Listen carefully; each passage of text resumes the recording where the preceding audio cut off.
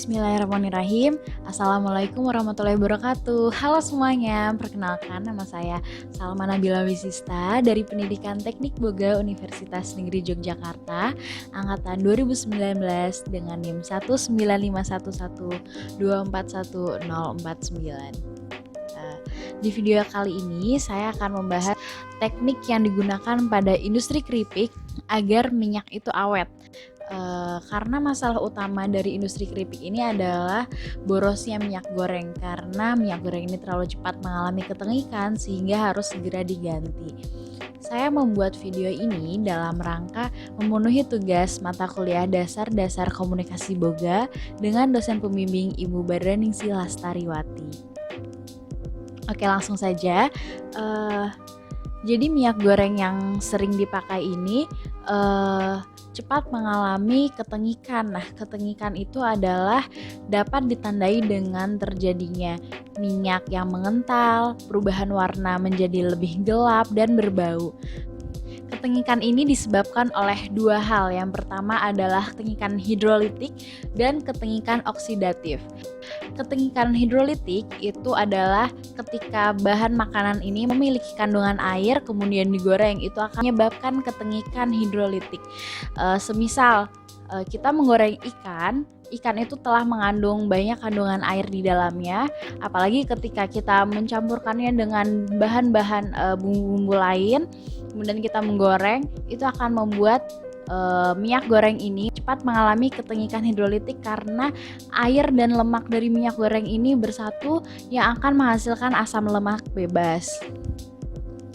Kemudian yang kedua adalah ketengikan oksidatif. Pada ketengikan oksidatif ini kita sering sekali melakukannya, seperti misal kita menggoreng pada hari ini, kita menggoreng makanan, kita matikan lagi apinya, kemudian malamnya kita nyalakan lagi apinya, kemudian kita menggoreng, matikan lagi, dan itu terjadi secara terus menerus. Maka ketengikan oksidatif ini akan lebih cepat terjadi karena minyak ini mengalami perubahan suhu yang cukup ekstrim dan terjadi secara berkali-kali. Ini akan mempercepat terjadinya ketengikan oksidatif. Nah, disinilah saya akan memberikan tips bagaimana sih caranya agar minyak yang digunakan pada industri keripik itu menjadi hemat. Hanya ada dua tips. Yang pertama adalah membuat proses produksi menjadi 24 jam. Dengan proses produksi yang 24 jam ini, minyak harus selalu panas, tidak boleh minyak ini terbiarkan sampai dingin. Ketika mungkin tidak ada bahan yang mau digoreng, kita bisa mengecilkan apinya, tapi minyak ini tidak boleh mengalami suhu yang dingin, karena jika nanti dingin kemudian dipanaskan lagi minyaknya, ini akan mengalami perubahan suhu yang membuat minyak mengalami ketengikan oksidatif.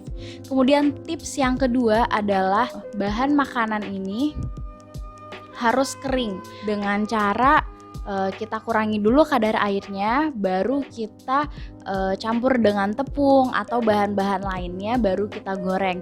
Nah, ini akan meminimalisir terjadinya ketengikan hidrolitik karena minyak goreng tadi ini tidak banyak tercampur oleh air pada bahan makanan. Oke, itu adalah dua tips dari saya agar minyak yang digunakan pada industri keripik dapat awet, tidak boros. Karena ketika minyak yang digunakan itu awet, maka biaya produksi di sini juga dapat ditekan. Semoga video ini bermanfaat bagi para pelaku di bidang industri keripik, orang-orang yang baru ingin terjun pada industri ini.